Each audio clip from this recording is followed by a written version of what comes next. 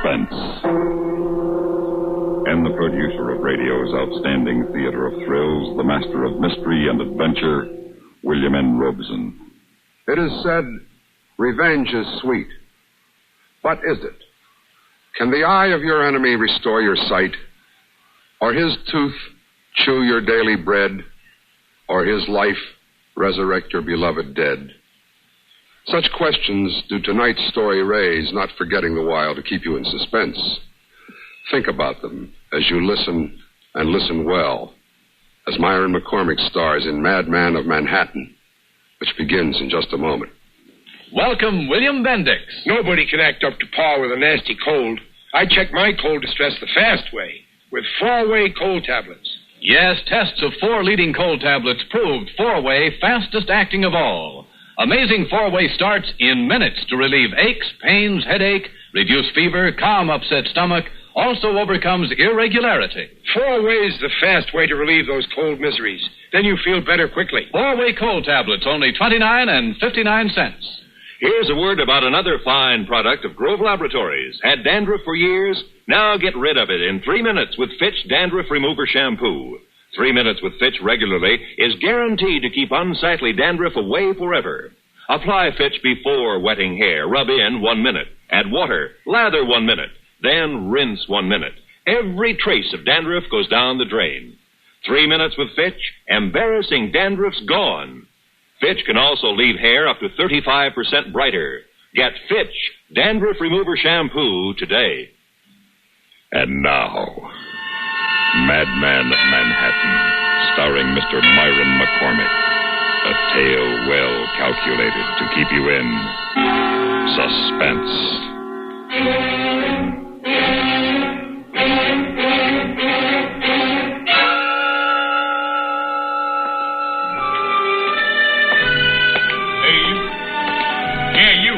Position of authority. Come here. You can always tell by their voices. Sign out. Commanding. The smaller the authority, the more commanding the voice. You hear me? Yes, sir. Sign out, you said. Here? Right below where you signed when you came in. What? Oh, perfect forgery. Beg your pardon? Oh, I mean your signature's an almost exact copy. You object? No, sir. Do you think you're talking to one of your, lunatics upstairs? No, sir. Sir. Always call me sir. I enjoy being called sir. Good night. Good night, Mr. Westland. Sir. Walk slowly. No need to hurry. No need at all. That's right. Light a cigarette. Must be some in the pockets. Yes. What brand did Mr. Westland smoke? Excellent. Light it.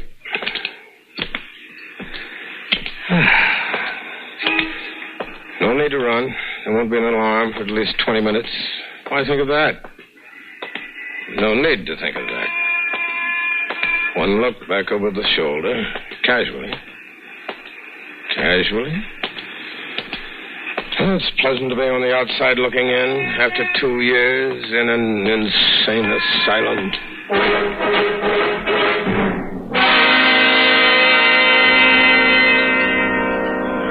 And now what do you have? This is a restaurant. Are you kidding? And you're a waitress. Lovely waitress. Look, do you or don't you want something to eat? I'd much rather look at you. Look, mister. I'm going to take you out of all this. Oh, sure. Furs, diamonds warm against your skin. Hey, let go my hand. Your name is Fay. I see it embroidered on your uniform. Fay. Mm-hmm. Now, Fay, listen to me. The manager's looking over here. I'll tell you something you can tell to your children. To your children's children and their children's children's children. Oh, a comedian. Now, listen, this will be the biggest thrill of your life. I just escaped from Bellevue. What? I'm Lacey Abbott. Been in the psychopathic ward in Bellevue for 2 years. You don't say. Nicholas Westland, my lawyer, came to see me. When we were alone, I strangled him to death. Huh? Yes. I changed clothes with him, signed his name on my way out. It'll be in the papers. Yeah, I'll remember to read about it. I had a wife once. Kate. They say I killed her. So I must have killed her. Sure, you killed her. No, I didn't. Martin Avery killed her. Sure. Martin Avery killed her. And now, what are you going to have? Martin Avery. That's what I'm going to have.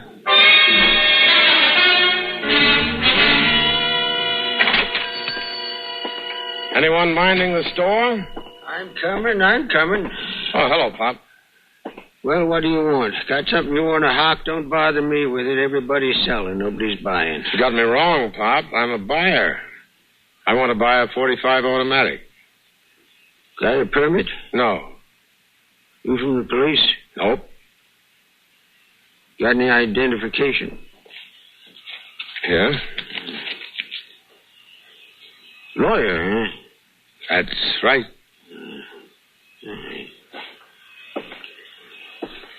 There you are. Be $35. Thanks, Pop. I won't forget this. Neither will, a friend of mine.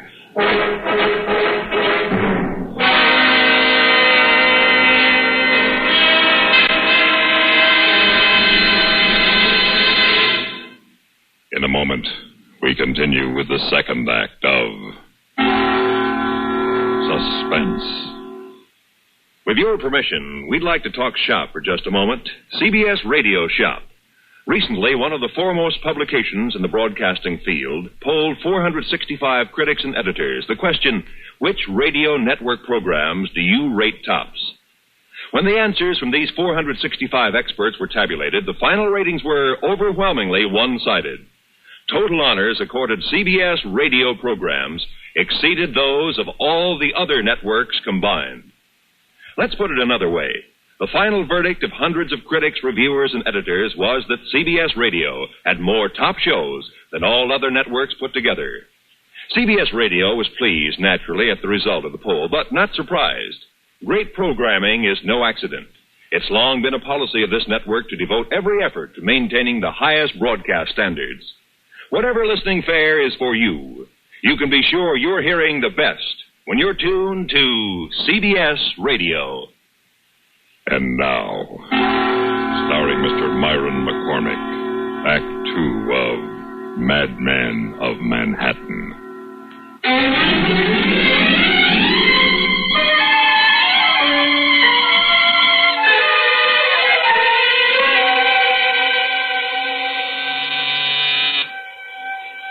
A little late to call on Martin Avery, but our business won't wait. May I blow your brains out, Mr. Martin Avery? Thank you, sir. How do they say it in the movies? Do you want it in the belly or the back?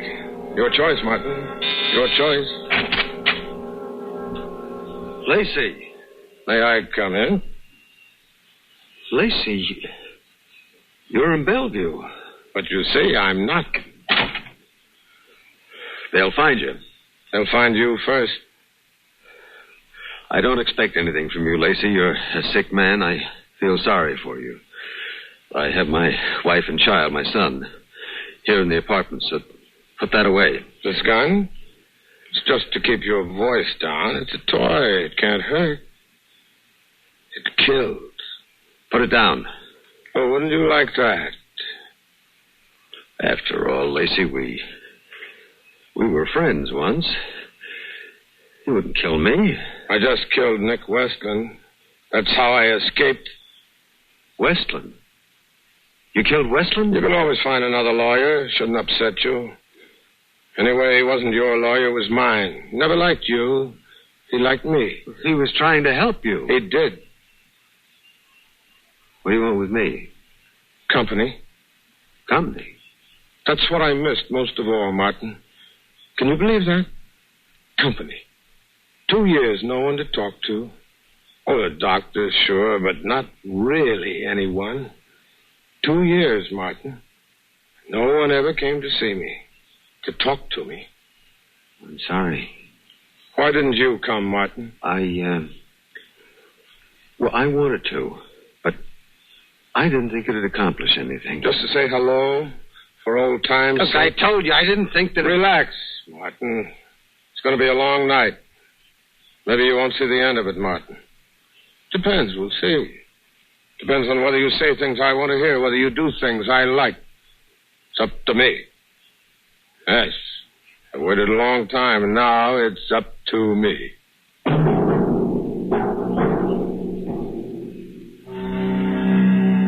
Look at him. Look at Martin Avery. Standing alone in the study of his Better Homes and Gardens apartment. Alone with only me to keep you company. Yes, everything must be going exceptionally well for you. Everything must have paid off for you. But I notice as I move about the study, turning off the lamps, that there's a trace of perspiration on your forehead. Does it affect you? Just a little? Being alone with a madman and a gun at night? What's taking place behind the steady eyes, Martin? You're thinking? That would be fatal. That was my mistake, thinking too much. Watch me, Martin. That's right. Never take your eyes from me. I want you to keep watching me. For then you can't help but think about it. What did you say? I want you to think about it. Think about what? Whatever comes into your mind as you watch me.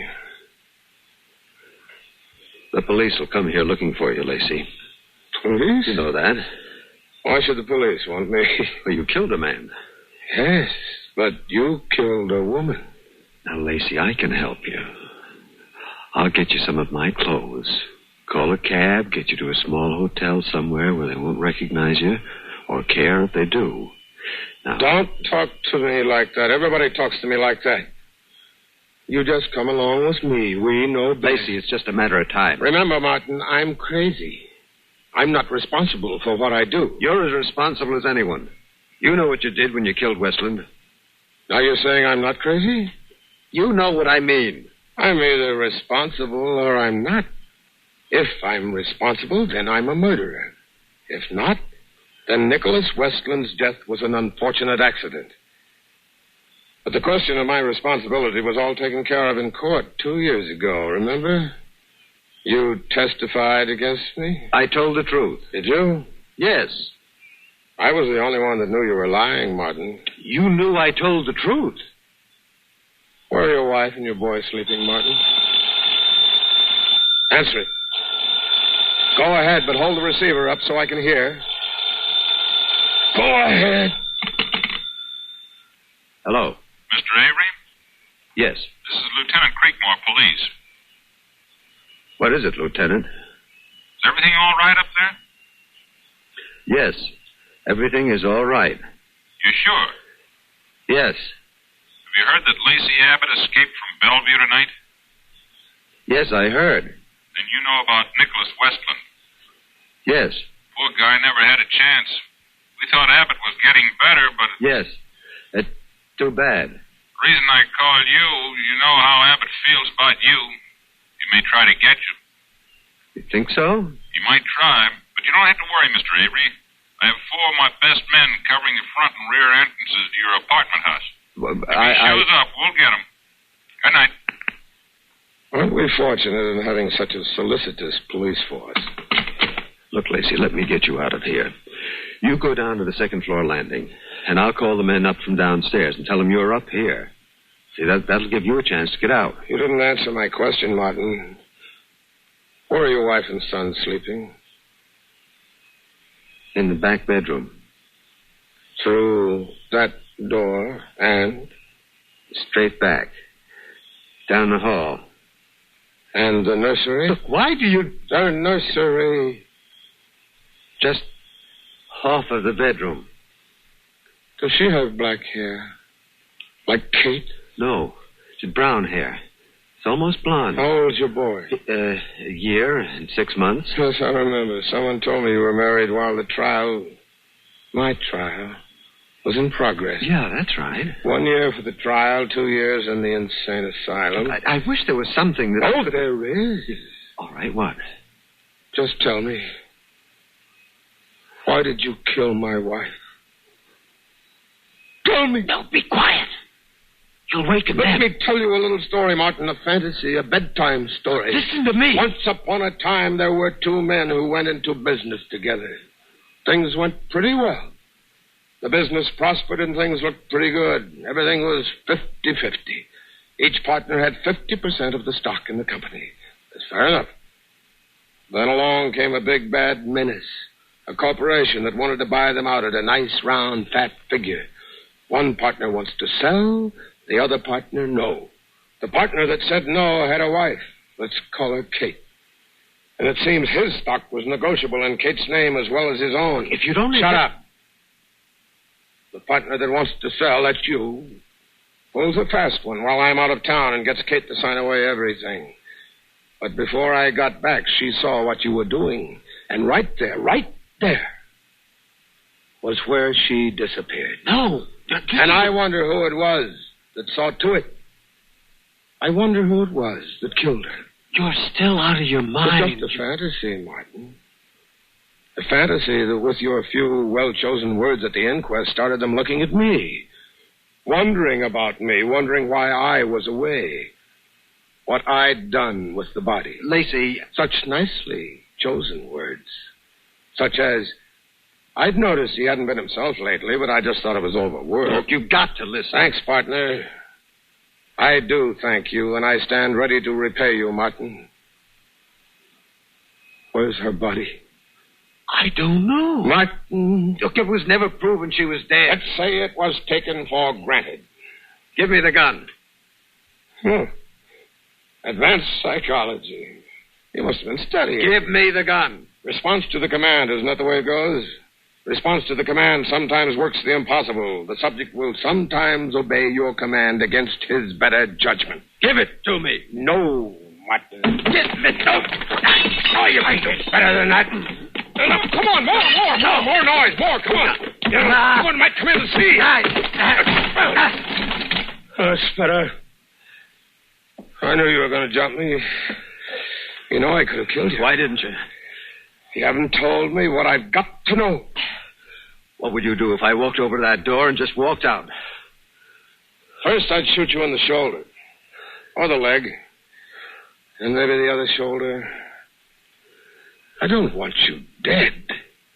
Not yet. Look, Lacey, I never harmed you. I swear that. I swear it. Tell me, where is Kate's body? I don't know. Tell me. I can't. Through the door and down the hall. No. Just off the bedroom? No, not the boys. Lacey. Tell me. No, I can't. Lacey. Don't lock me in. Come back. Come back. Lacey, you can't. Ann! Get Johnny. Lock your door. Ann! No! No! Ann! Johnny! No! I'll tell! I'll tell! I'll tell! I'll tell! I'll tell!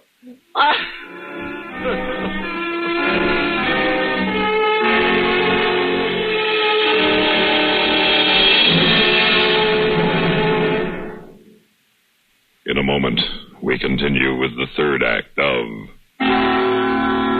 Suspense. A word of advice for those of you who suffer from acid indigestion, heartburn, or gas. Do you know about the little white tablet in the little green pocket roll? Just a-waiting for the moment when you need 'em to bring your acid indigestion under control. Tums are the little white tablets in the little green pocket roll. Tums for the tummies, Tums.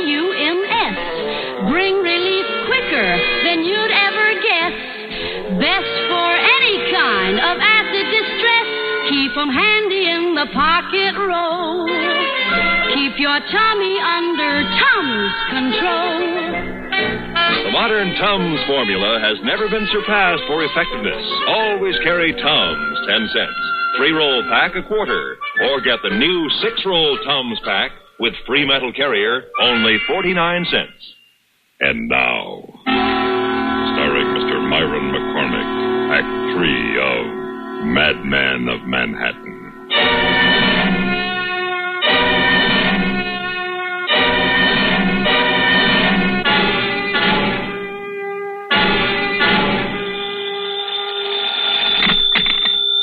Nicholas Westland speaking. Yes, I know, sir. I'm glad you had the faith to play along with. know. It was pretty extreme. Here, I'll let you talk to Lieutenant Creekmore. Hello, Commissioner. Avery's wife and child, they're okay. Got a little scared when Abbott fired those 2 shots in the ceiling. Yeah, I know, but that's what got the confession out of Avery. I know he shouldn't have brought the gun. We didn't bargain on that. Yeah, we got it. It's all on tape. Listen, play it back, boys. I'm just playing the good part. It doesn't matter now. Nothing matters now. You were wrong, Lacey. See, Kate came to me months before you took the trip. She wanted to leave you. She thought she wanted me. And it was her idea to sign the stock over to me. Everything. And I kidded her along. Why not? And then when you were away, she signed the stock over. She found out about Ann and me. It doesn't matter now. I tried to talk to Kate. Argument. We had a fight. I didn't mean it. It was an accident.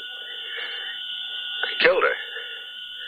I fixed it so they'd suspect you. That wasn't hard. It was better than I thought. You seemed to be out of your mind. Where did you put her? I kept... That's nothing. Until they... You get it? Yeah, well, we'd never have cracked Martin Avery any other way. They wanted to release Lacey Abbott 6 months ago. Said he was as sane as I am, but I'm glad we waited till he had this worked out in his head. Yeah, you'll have my full report tomorrow. Good night. And thanks, Commissioner, for letting us try it. Well, Lacey, you should be feeling pretty good about all this. Your plan worked out great. You're clear. What difference does that make? He said Kate came to him. Kate came to him.